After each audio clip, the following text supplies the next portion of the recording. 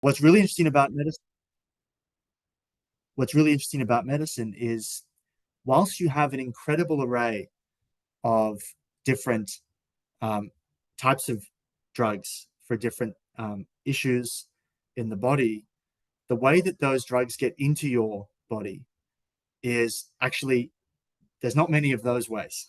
You have a tablet for a pill and you have a syringe.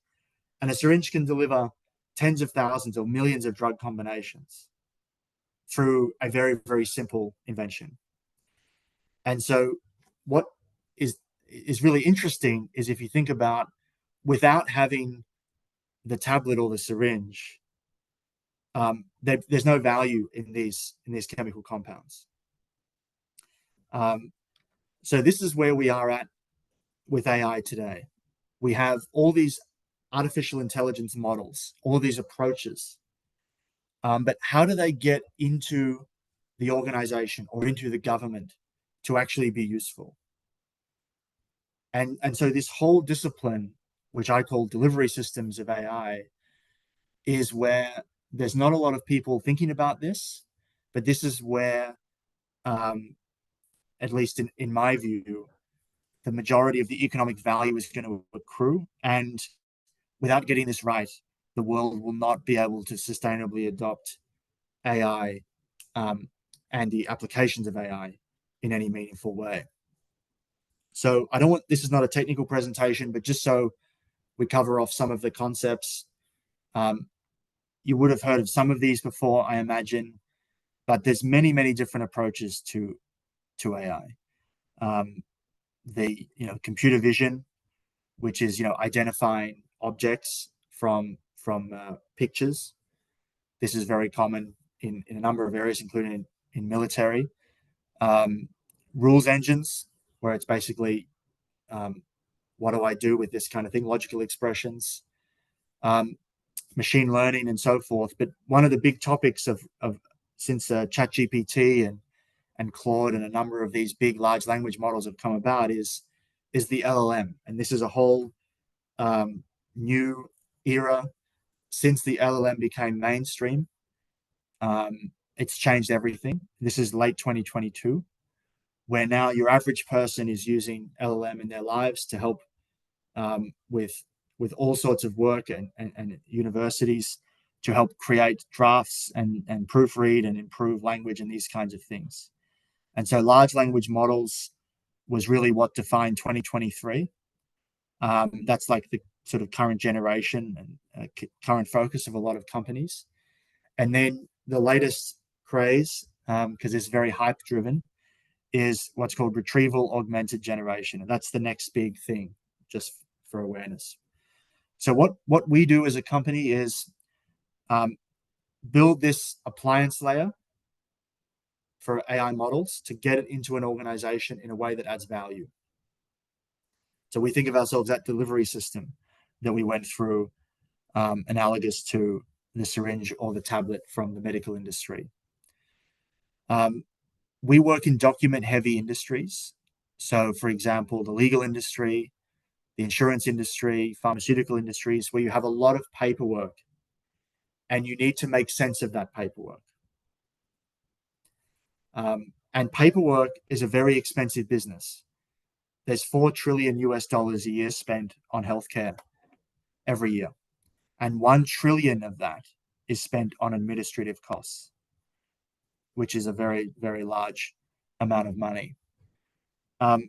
Two examples of use cases that we deploy every single day, just to make this very tangible, is in the insurance industry, a product we have called DeepDoc, which is all about reviewing insurance claims. So if you have insurance and you make a claim, like say a workplace accident, and you want to get paid to cover your medical bills, maybe some income while you can't work, this kind of thing, there's a whole industry that sits around reviewing those claims and deciding whether or not they should be paid. And so we get stacks of records that might include 10,000 pages of medical records, from every hospitalization visit, every ambulance trip, every diagnostic scan, rehabilitation, therapy, mental health. All of these things create records. And what an insurance company needs to do is decide, do I pay this claim? Was the injury actually created at work? Was it fraudulent? If the injury was created at work, does it, medically speaking, actually impact their ability to work?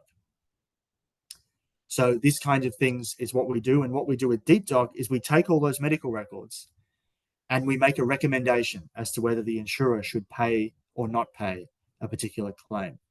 So we can actually ingest all the medical literature, review all the opinions from doctors, overlay that to the actual job that the person does. For example, if it's a job that requires mobility or a lot of mobility versus a job that's very sedentary, like sitting at a desk, you need different types of mechanical ability in the body. So we look at the job description, and then we can make a recommendation about whether this claim should be paid. And in pharmaceutical, we do a lot of work in adverse events. So when a drug is in the market, so it's licensed, it's launched, it's beyond its clinical trials, pharmaceutical companies have a responsibility to make sure that if anyone has any impact from that drug, that it gets monitored and reported to the regulator. So a recent example with COVID, there are a lot of vaccines developed around the world, and some of these vaccines had side effects. So documenting and discovering all of those side effects and working out which ones are reportable events versus not is something that we do for companies like Pfizer today. The issue with adopting AI in these mission critical activities is accuracy. So you might have heard the term hallucination, which is where a model just gets confused, either has outdated information in it or somehow extrapolates the wrong way and ends up with something that's very wrong. This can happen quite a bit. And this happens because LLMs are just guessing the next letter based on its corpus of data that it has. So it looks very fancy. If you've used ChatGPT, for example, it's very impressive. But what's happening underneath is as you type away your sentence or as you ask it to write a sentence for you, it's basically using context and its training data to guess the likelihood of what is the next letter in the sentence. And so it's easy that this can get drift and go off track. That's called a hallucination. This is very important to monitor in the real world. And the other is loss of context, where it's easy to, because language is very structured, it's easy for a model to lose its place and start to forget where it is in the overall body of information. So the way that we apply AI is this concept of the right amount of AI. If you look at AI through the lens of accuracy, output, cost, and productivity, as you increase the amount of AI, which is on the x-axis, the horizontal axis, as you add more AI, you get obviously more output because there's less human involvement. So your output curve goes up dramatically. But your accuracy actually plateaus and starts to drop because it starts to suffer from these issues like hallucination and so forth. Likewise, your cost drops as you add more AI because there's less humans involved. But when you bring these three charts together, what's really important is the useful productivity of a task. So there's no point having full automation if the accuracy is so bad that the work is not usable. So the way we think about it is, what is the right amount of AI with the right amount of human supervision so that a task can be automated and therefore cost saved without sacrificing quality? So this is called supervised AI, which is the human and the AI working together in a synergistic way so that the maximum amount of useful, high-quality productivity is achieved. So most tasks around the world start at the left, this human pilot. The human pilot is where the human is doing the work on their own with no AI and no support. Pilot and co-pilot are used not in the sense of aviation, but in the sense of who's leading the process. The world is moving to this middle stage at the moment, where there's still a human in charge, but there is an AI co-pilot who is helping check errors, add context, add detail, add resources, add citations, and they're helping the pilot be as productive as possible. And where the world will be in the next few years for many tasks, certainly not all tasks, is that there'll be an AI pilot who is leading the task, doing things first, and the human is checking. And so each of these stages lead to different levels of productivity gains and different risk and return trade-offs. What we do in our tasks that come to us, we process around 10 million pages a month of medical records. And the time taken to process these medical records is something that we measure. Every point on this chart is how long a task takes in minutes. And the black line is the average over 6 months late last year. And obviously, AI runs very fast. It might only run for a minute or less, 10 seconds, 20 seconds. But if you sum up all of the human time for a task, how is that human time being reduced over time with the improvements in the artificial intelligence? And this is something that we can measure at a very granular level. Probably skip that. So what we have is, as a company, we try to think about what are the elements that a company needs to facilitate delivery systems of AI to deliver these productivity outcomes for a government or a business. And so these 4 pieces of the puzzle are what is essential. Effectively, we need some kind of enterprise software, which is the thing that someone logs into, that they can have security settings around, have login and password, can upload their documents and manage their tasks. Then you need, on the top right, modular AI, you need the ability to deliver these use cases cheaply. So you need to be able to reuse components across use cases, which we call modular AI. And being able to use all the infrastructure around AI systems to be reusable. So it's for all these diverse use cases, like insurance, basically any document-heavy process in an organization, we can reuse these components. On the bottom, RLHF is a term you'll hear in AI all the time. It's called reinforcement learning through human feedback.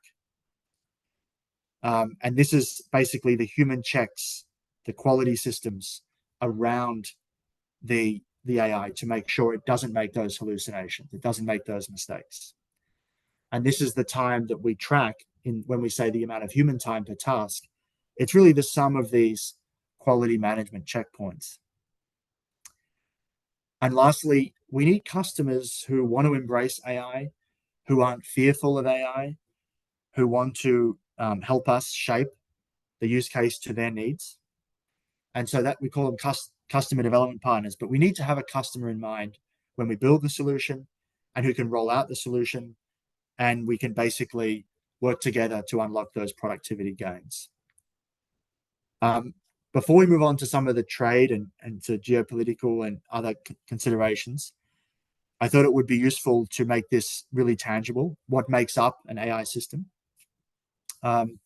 So what it generally entails is there's some way of putting a job into the system that can come in through a website or an API. For those of you that know these terms, basically a a way of pushing documents across to be processed. Then the customer can kind of set up what they want done for a job. So is it a rush job? It's really fast or urgent, any special instructions. And they can decide how they want the output of the job. And so we have 30 use cases, 30 use cases that use the same process I'm about to take you through. It doesn't actually matter for most knowledge worker tasks what the task is. They go through a very similar process. What we do is all of the blue circles is a human check. So we check that the AI doesn't go off track. We check that the AI is right with humans. And those blue circles, the sum of that time is our human cost in a job. And all the black circles are the AI steps and the software steps. And so just to have some language that might help you think about AI in the context of trade and international relations is, we don't need a super deep understanding, but these terms will come up and become more common over time. So it's important to have coverage of them.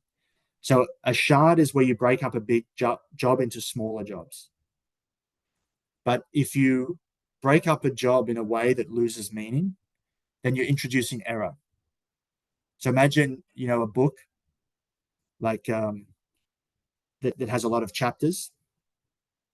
If you evaluate a chapter at a time, you don't lose a lot of meaning because the author wrote chapters intending for people to have a rest, have a drink, get a glass of water, and keep reading. So a chapter in a book is a shard. But a lot of the work that we have in our lives doesn't have those clear chapters. We have to work out where they are.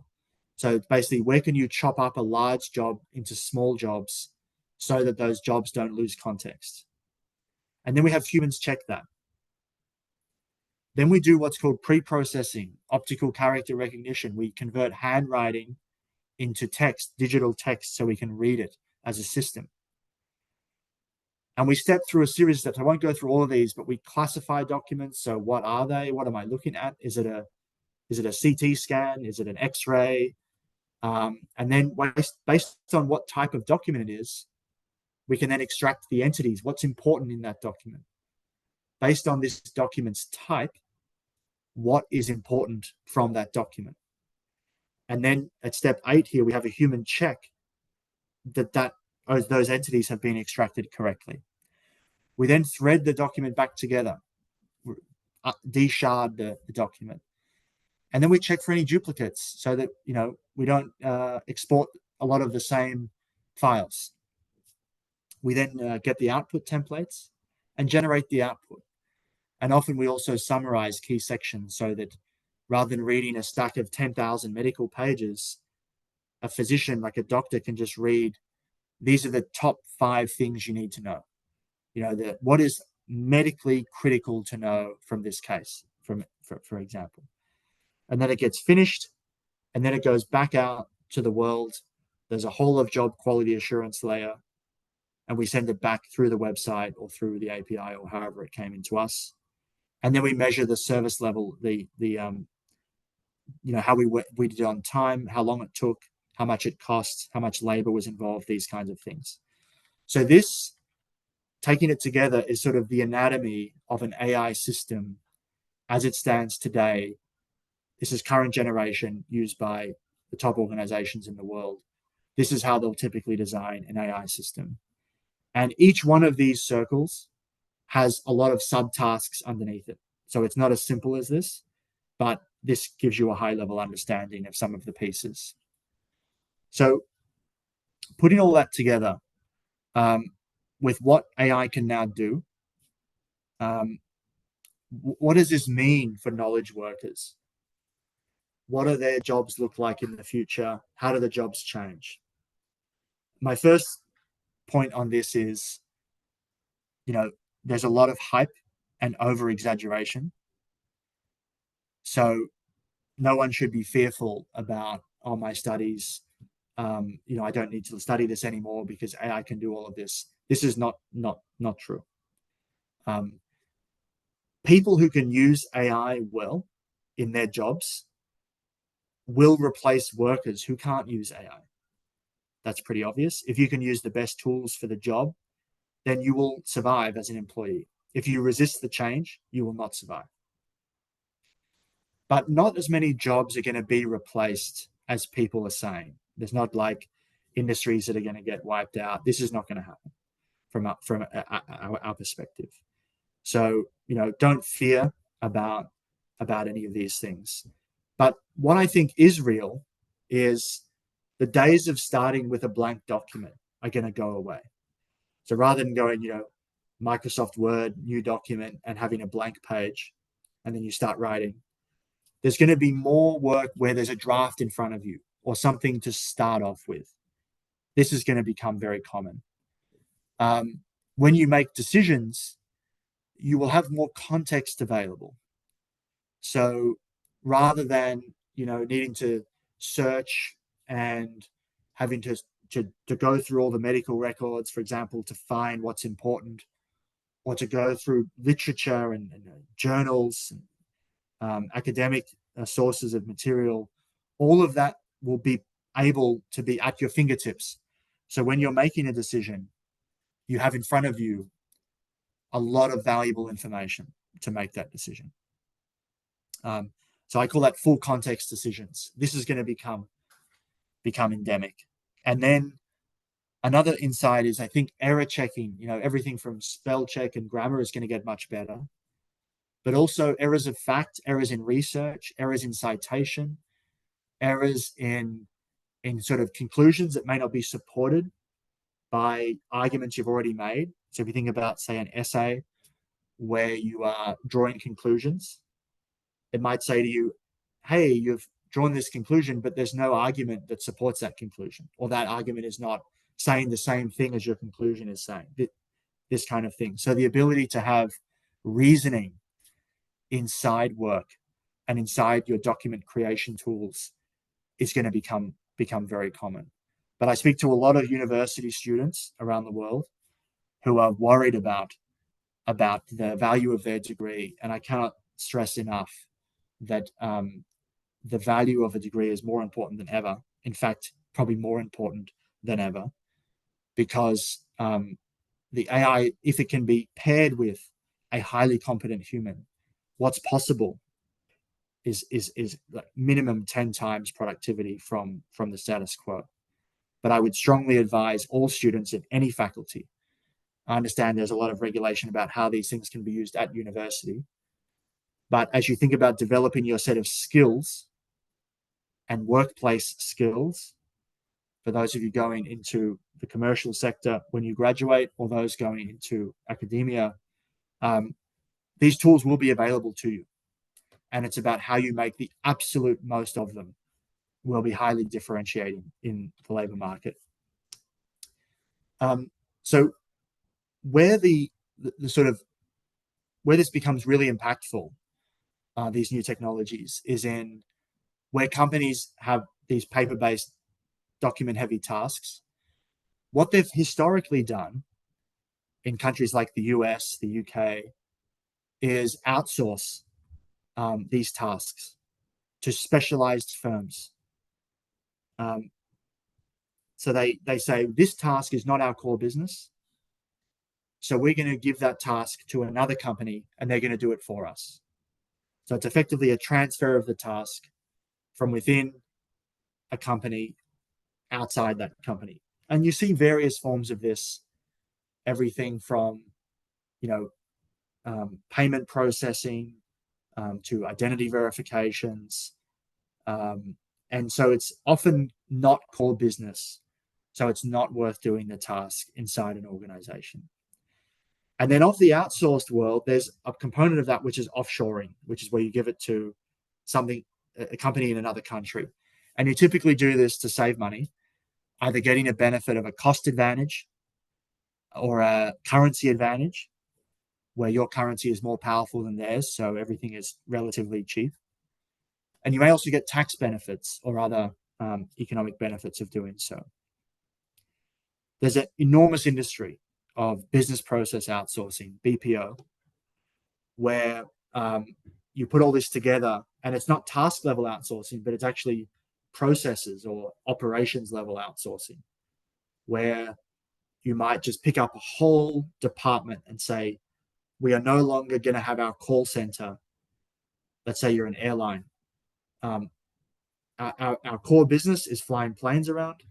We don't need to have a call center to deal with customer inquiries, or we don't need to have a processing center to deal with payments and refunds and ticket requests. So we're going to outsource that.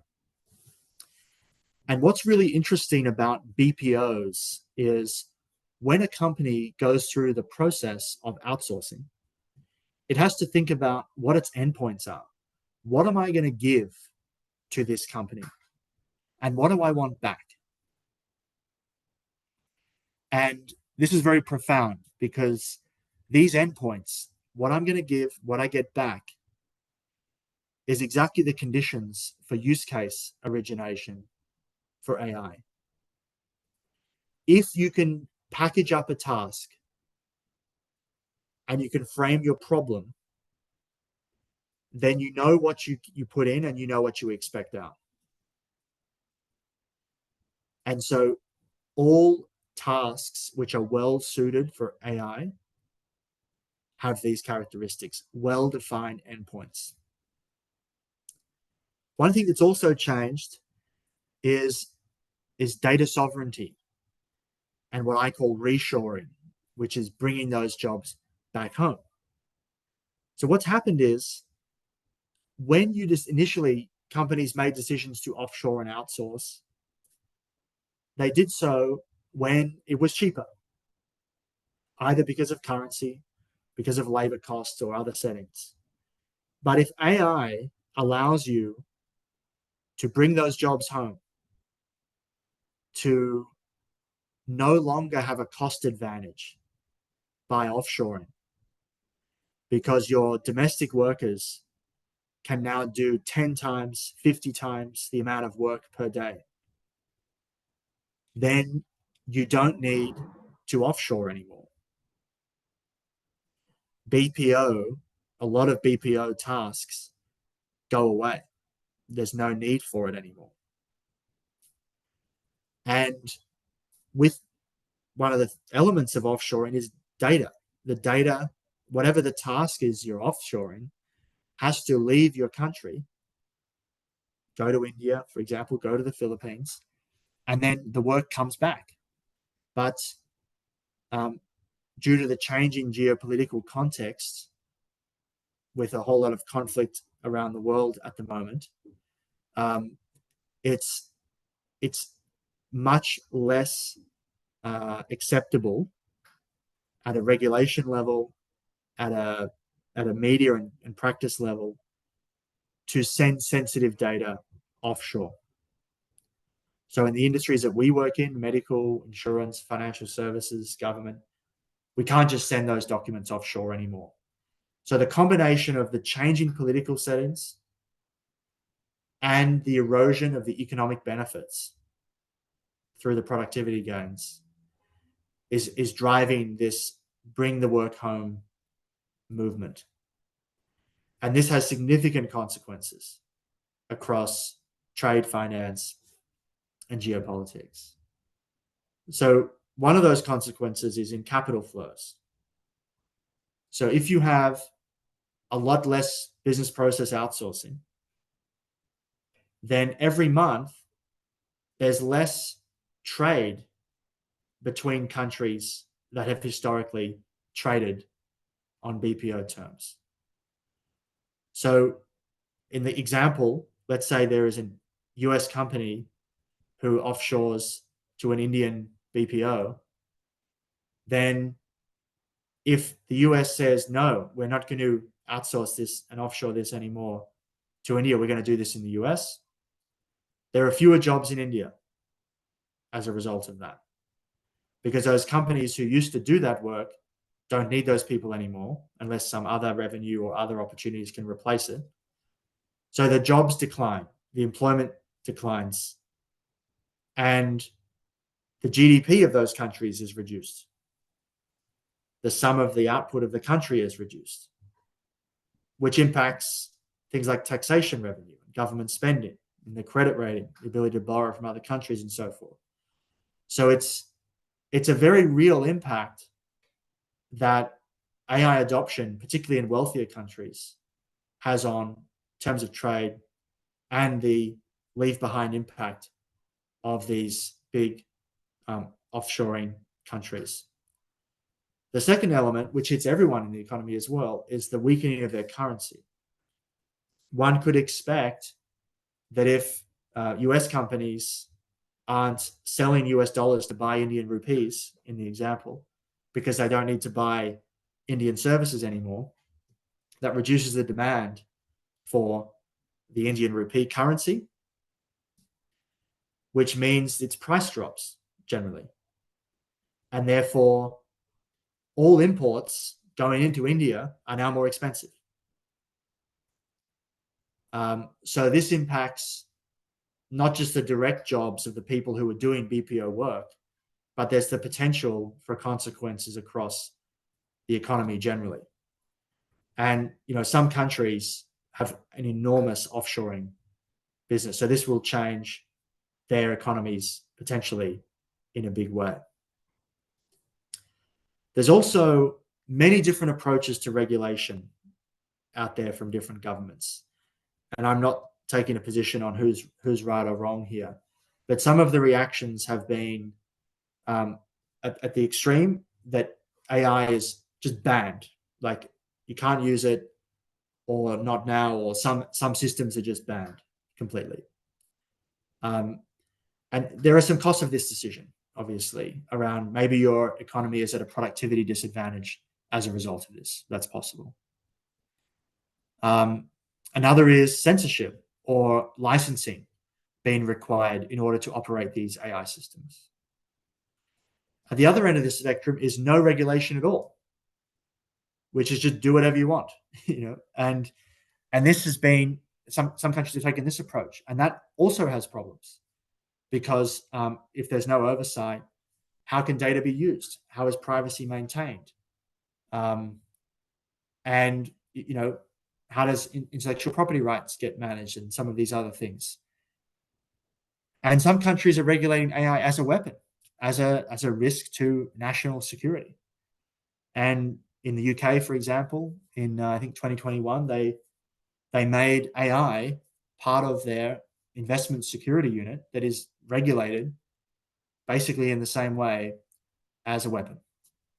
And the US has a similar approach with its Committee on Foreign Investment, CFIUS, as it's often referred to, where now AI is seen as a risk to national security. So there is a whole host of different approaches being taken out there. The big incumbent players, the big players today, like OpenAI that does ChatGPT, and Microsoft, Google, some of these companies, are lobbying to make it harder for new innovative entrants to come into the market, whether they're foreign or domestic. And this has all sorts of problems for innovation, for the consumer, that generally loses out as a result of heavy-handed sort of defensive regulation to protect the market too much from foreign innovation and domestic entrepreneurship. So the sum total of regulation is very, very hard to predict. It's country by country. The EU has taken a very strict, very conservative view, and time will tell if that's the right decision. But it's all I'm saying on this point is it's very early days, and the regulatory settings are going to be extremely impactful on the adoption of AI around the world, and how some countries might get left behind and be at a productivity disadvantage, and others will reap the benefits, not only as the AI innovators that own the IP that are selling it to people, but by having those domestic productivity advantages, which will give their economy a significant advantage over people that they compete with. So, there's a great quote. I mean, productivity is really the lens that we look at everything through in the applied AI discipline. And it matters at a holistic country level, at a business level. If people aren't productive and if their productivity doesn't grow over time, then it basically leaves you behind. And there's this great quote by Paul Krugman, who says that productivity isn't everything, but in the long run, it is almost everything. A country's ability to improve its standard of living over time depends almost entirely on its ability to raise its output per worker, which is productivity. So, as it's we'll stop and we can do some questions in a few moments, but it's very challenging for governments to work through some of these issues, and it is starting to show its face in the international trade and relations sphere, where countries are banning technologies or restricting technologies from other countries, and it's becoming a form of trade warfare. This is very common, for example, right now in the US with the TikTok debate as to whether TikTok should be banned or not, and who controls the algorithm and what the motivations might be behind that algorithm. This has been a live issue with disinformation in conflict, where getting to true information is harder and harder. This is a huge issue in the current conflict in Ukraine, where knowing exactly what is true is getting harder. And so AI is being used to generate very realistic content in the form of videos, in the form of text and images, and it colors decision making. People don't know what's true, and even politicians make mistakes where they quote something that's not real. So, AI through the whole gamut of disinformation, through vaccines and conflict and propaganda and so forth, is only going to get worse. So it's a new era that we're living in. We actually developed technology to detect bot activity and try to help politicians and decision makers understand, what is propaganda versus what is true, and how botnets are influencing the discussion. But it's safe to say that we're in our very early days of AI.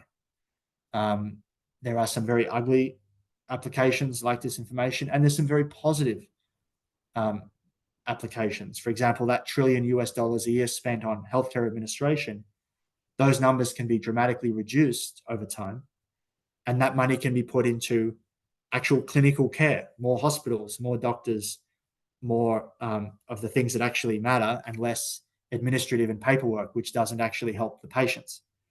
So that's an example of a very positive outcome from what appears to be a very boring use case around documentation review. Actually puts more hospitals with more resources into action. And final challenges on labor law, where if you have industries that are unionized or protected in some way by the government to protect the wages and conditions of workers, which is very important, and then you have AI coming into that sector, it's a challenging set of policy considerations that face decision makers. Because on the one hand, they want to protect workers, they want to keep jobs, they want to, who are often voters or important stakeholders in the community. But at the same time, they want to adopt new technology that can make things more productive and make the economy move forward. And so many countries, like my home country, is very conservative and will protect workers at almost any cost, which means they're very slow to adapt and very slow to adopt AI. Other countries are considerably less worker-friendly and will do what's best for the consumer or what's best for the shareholder, which is typically rapid adoption and limited labor protection. So the regulatory settings and the political settings around how AI is allowed to be absorbed into many of these markets is going to be profoundly impactful on the long-term productivity of these countries and the long-term GDP performance of those countries. So that's a kind of in a nutshell. I think we got through most of the topics I wanted to take you through today. But hopefully you now have some understanding of the different elements that make up an AI system in practice. At least our house views on the future of knowledge work and how we see it beyond the hype, what's actually real and how it's actually going to affect workers' lives. And then some of the delicate considerations around the adoption of AI, what it means for policymakers, what it means for national security, what it means for adopting innovation against the backdrop of potentially dislocating workers. Generally, those workers will repurpose their skills and find new work, but there is an enormous amount of fear that might not happen and those workers might be left stranded. So thank you. That concludes the presentation. I'm not sure if we want to do questions, Andre, or leave it there. Okay, thank you so much for exciting presentation. And I think that we will have some questions, but if I can, I also would like to ask you. So for example, this case you mentioned about how introduction of AI can change diversification of labor forces and employment roles. So, for example, one of my sons is like in IT sphere guy. Yeah, he works. He started to work as junior in some company, and then with the advancement of AI, there is a crucial decrease in demand for juniors in IT sphere. So because a lot of work can be done by AI. And at this point, how to make this career pathway, if you can start with junior in IT company because everything is performed by AI, how you can go to the middle level in this way. So because you're escaping this junior level and you can't be at middle level immediately, and the demand for junior level professionals is so decreased. What do you think about this problem? And if it's really problem, or how our system of education can change to address this challenge, or what is needed to review like programs, or to change exactly the focus of programs. I mean, to focus on some sophisticated systems without going through the initial, like basic level of preparations. But yeah, so that's my question, Philip. If you can, yeah, I definitely elaborate a little. agree that it's a very real problem, and I think there's one element is that it's easier to become an intermediate worker in terms of skill parity, because everyone who adopts the same AI gets an uplift in their productivity and their skill level. So, you know, the juniors might be more easily able to step into intermediate roles, and the intermediates, you know, create space for them because they can move up into more advanced roles. So in some sense, everyone will move up the chain together, which in some perverse way has the impact of making everyone back where they started. Because if everyone moves up a gear at roughly the same rate, then which I think is what is happening, then the juniors are still juniors, because everyone has sort of just become more productive at the same time. So there is definitely a risk of leave behind. But I also think the nature of work is changing, where a lot of people aren't pursuing full-time careers, or they're more pursuing a portfolio of initiatives. And so they're, for example, getting their career started. The last few people that I hired, for example, were doing bits and pieces of work on like job marketplaces like Upwork, where they were getting experience by doing contract work and small internships and graduate programs and things like that. And then we're able to make the leap into full-time employment. So yes, the traditional junior role is being dislocated, But I think the combination of new marketplaces for labor to stopgap some of those experience shortages, combined with the fact that space is created in the intermediate level, allows a junior who can use AI very, very well to perform a few years ahead of where they were before. But it will take some time for employers to, not all employers will think like this. So it's about finding companies that are open-minded to look beyond. We don't read, I mean, we're quite unusual because we don't value resumes as much. So we're looking at the talent of the person through technical tests or through performance tests, as opposed to what's in their resume or CV or their education. So I think there are more and more companies looking at what are the talents of the person, what are the skills of the person, not, you know, how many years have they been doing the task. Okay, thank you for this answer. Yeah, I think it's useful for students as well. And if you may I ask you, if students or participants have any questions, you can raise your hand. Okay, we have, please. Thank you. I'm not a student. Unfortunately, I'm the lecturer here. I'm a PhD in translation, which is actually the major is Japanese and English. And these days, actually, for me, it is like pretty crucial. Of course, it's pretty hard to check the stuff that the students are doing because, you know, the works are not plagiarized, but the way they are, for example, like writing their essays or something, they're taking the passages from the books and write, for example, like, can you paraphrase that in British English or American? And then this actually, like, I don't know, passage goes to their work, and then I have to check it.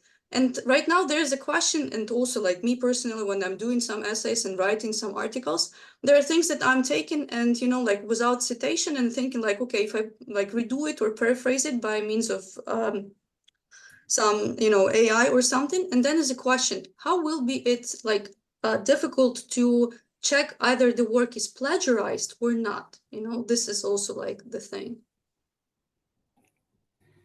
Yeah, so this is a common question, and in the sense that there's a lot of industries that have some version of this. And Yeah. in our experience, at least, these tools don't make as much difference in the top half of performers as they do in the bottom half. What that means is if you're an incredible writer and you have very high register English for sophisticated translation, AI is not going to help you very much. It might help you do a draft, but Yeah. to get those really fine touches that make the difference, like full transliteration, real time, like high quality stuff, AI is not very helpful for that. But if you have, like me, no Ukrainian, getting it to a base standard of quality using AI gets you somewhere, right? It's not perfect, but it gets you. So we think about it as if you've sort of got a quality distribution that's like a sine wave, you know, it pulls all the people below 50% up to 50%. And maybe a little bit more, but it doesn't make the excellent people much better at all. And that's just because of the nature of how autoregressive large language models work, is it does not exceed at excellence. It exceeds at averages. It's about what is an expected result. It's kind of it's average in every sense of the word. So I think from, say, the task of translation, the world will see a lot less bad translation, but the percentage of really excellent translation will remain the same. And I think that's where human workers will spend more time at the pointy end, that, say, the top decile or top quartile will be where experienced people shine. And if you're a bad translator, you'll be out of work, right? But that's probably good anyway. If you're a really good translator, there'll be a lot of work. And the other thing is that the market size is changing. So it used to be expensive to translate. Now, if I can put out a document in Ukrainian and in French, you know, and because the baseline cost is a lot lower, it actually increases the demand for a service. And then once you get a taste for it, you then say, oh, maybe I wanted it a bit better. So it can actually bring more people into a market. So it doesn't necessarily lead to market shrinkage as well. But actually, if we're talking about the Oriental languages, this is also the problem. Being like a Japanese translator, I can say that, like everything, like English, whatever, any other, like, simple languages, like widespread, there's fine. But with Oriental languages, I guess that artificial intelligence is not actually coping like to that extent it should be. Is it? Yeah, so small languages, in the sense of, we have this problem a lot, for example, with Arabic, which has a similar issue to Japanese, is that there is not a lot of written words in the context of a large language model that has, hundreds of billions of parameters. English is a very big language. A lot of people write stuff in English for a long time. So you have a lot of material to work with. But small languages like Japanese, it's a challenge. There is less ability for a large language model to help you.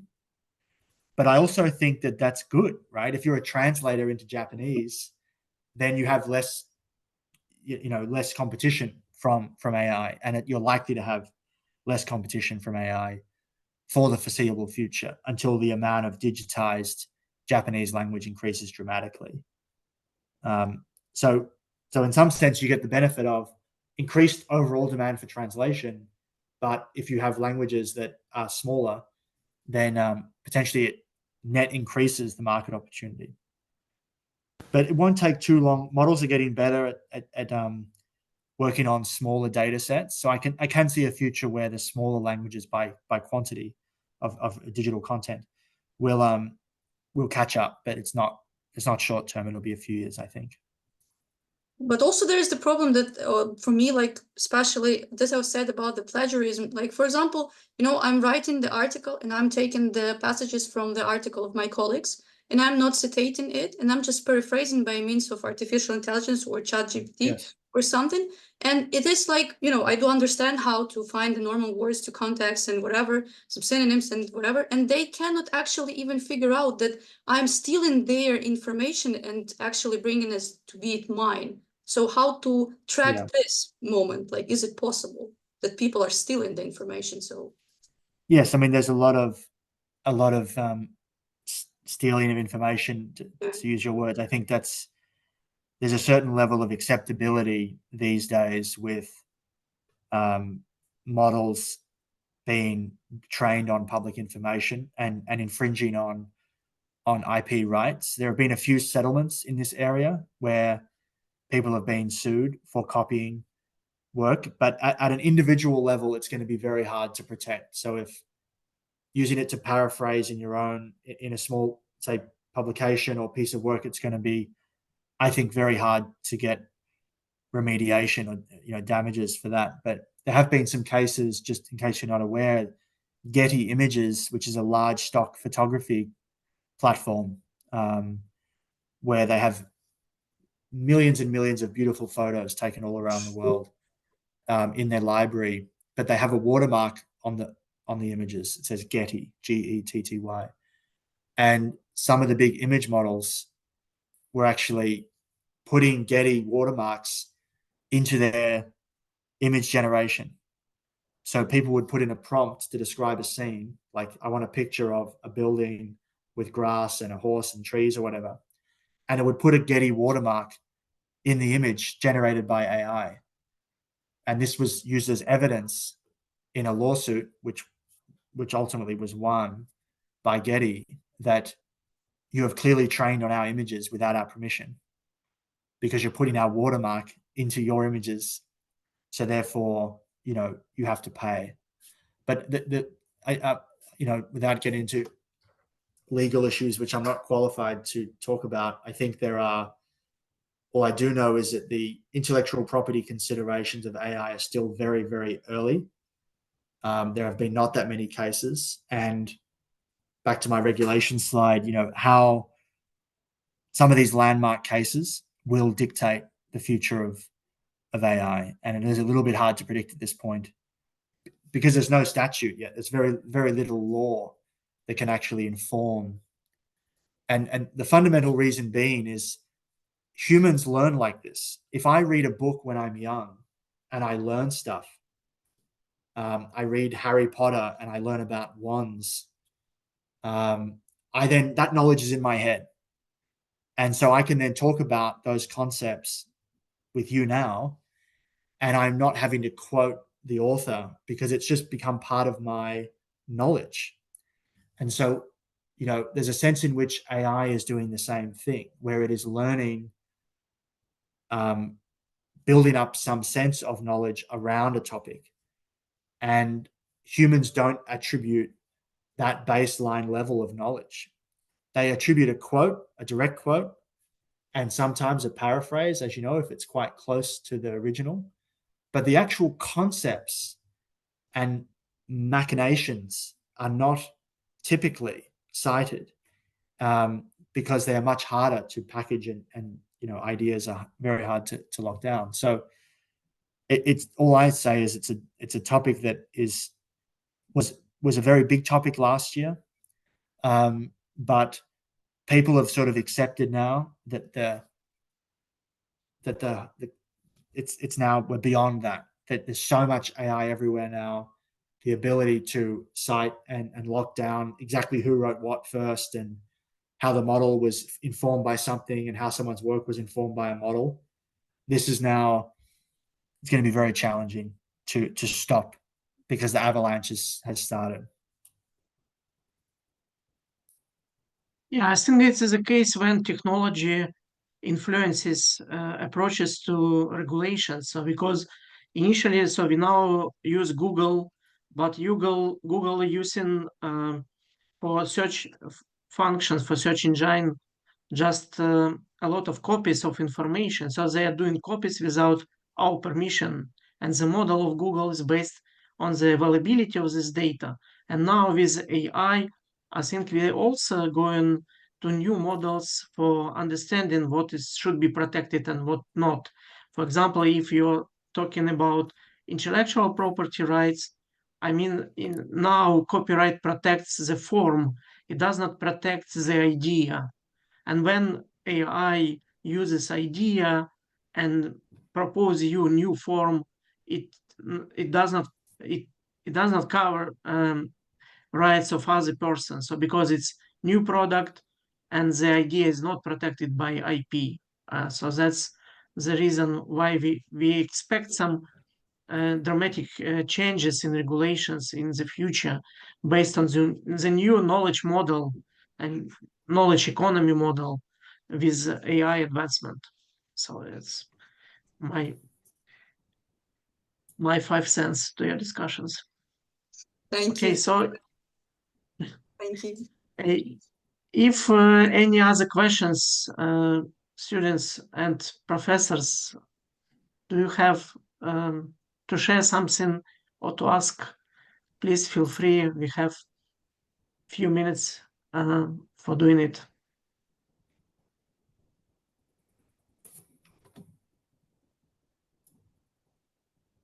Okay, can I ask you a question? Yeah, please. John, please. Well, I would like to express greetings to you from me and from each student who is here. And my question is next. What, in your opinion, we should do with artificial intelligence in terms of so rapid development? For example, you may know about cases which happened in one of the Great Britain schools, shortly saying students have created unethical photos of their mates, and what we should do with this.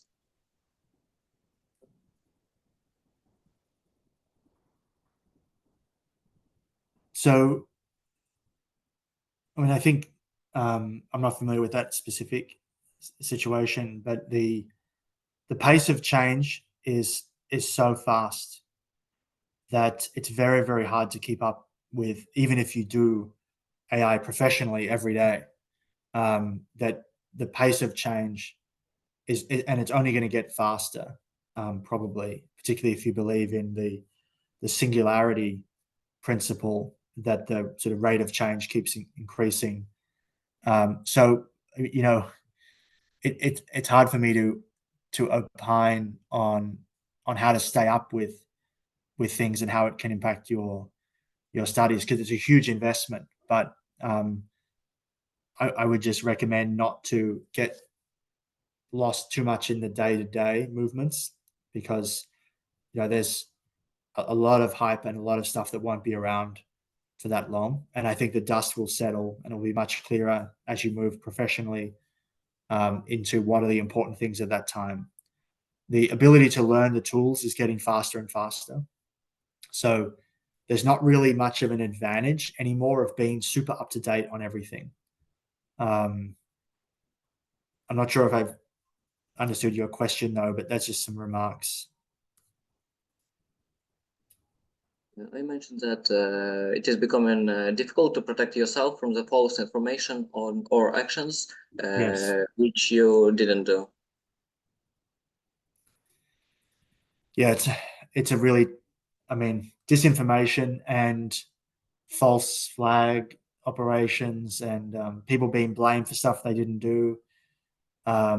It's going to get worse and worse and worse. And some AI companies are watermarking so that law enforcement and, you know, student administrators can see, you know, was this photo real or was it actually created by Midjourney or DALL-E or one of the image generation models. But it's just going to get worse before it gets better, unfortunately. And, you know, people just have to, until the regulation catches up and until the technology catches up. At the moment, all the advantages on the attacking side. So people who are creating fake information have the advantage at the moment. It's much harder to stop and detect fake information than it is to make it.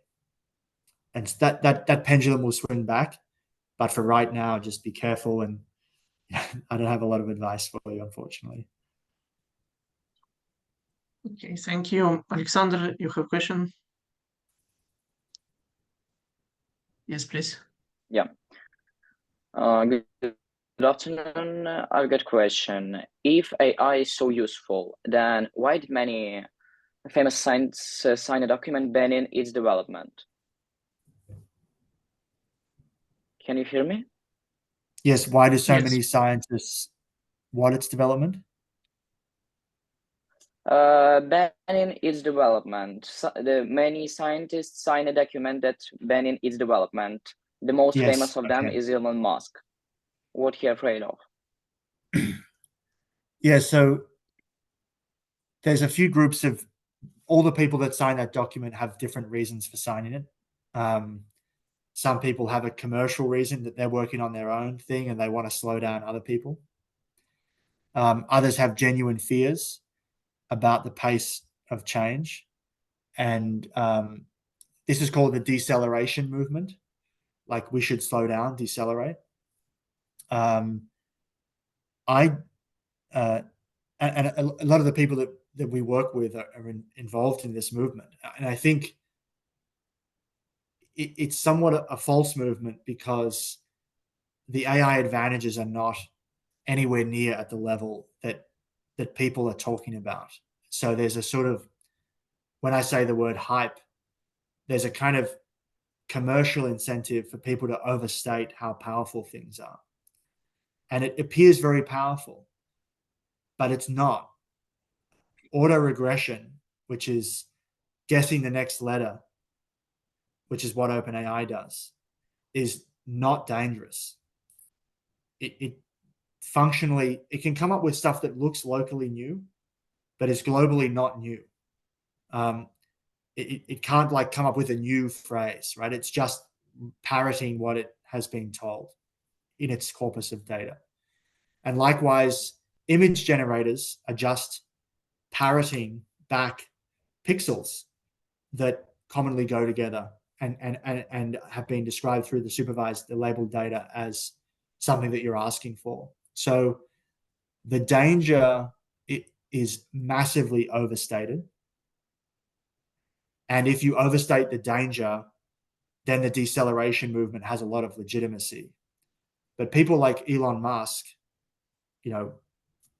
mostly were playing for time before they could get their own AI solutions out. So it was more of a commercial motivation as opposed to an ethical or moralistic position, in my personal opinion, which doesn't make it wrong, but not everyone signed that page for the same reasons. And you have to look at the context as well of what was happening at OpenAI at the time. These things all happen in a context, but effectively now, Meta has caught up. So Facebook has caught up a lot. XAI Grok has caught up a lot. And so they're no longer proponents of deceleration. They're proponents of acceleration for the large part. Okay, I understood. Thanks for the answer. When we need to be fearful, in my opinion, is when AI can do new things.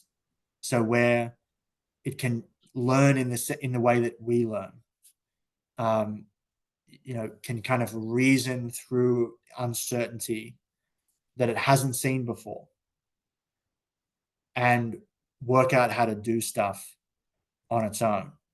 But it's that at the moment there's a firewall between the atomic world, so matter, objects, and the software world. Where things get scary is when there's a direct connection between AI on computers and their ability to control the material world. Can they unplug a power cable from another system that it disagrees with, for example? Can it use tools and build stuff with its own coordination? Can it order parts, order some metal, order some electronics, and order some materials and build something on its own and pay for stuff? And this is where it gets scary. But whilst it's just cloud systems with no material connectivity, I think the threat is overstated to humanity, and all the progress so far has been net positive to the world. And the biggest risk with AI, in my opinion, is political risk, where decisions are made out of fear, out of short-termism and political expediency, as opposed to what's best for the people of the country long term. And this is where the true risk, I think, of AI is. And this is a much harder topic to deal with than just, lines of code in software, because these are very complex issues and there's a lot of good arguments on all sides. But this is where likely things are going to go wrong, if I had to bet on where things would go wrong. Okay, Philip, thank you so much for your presentation and this QI session.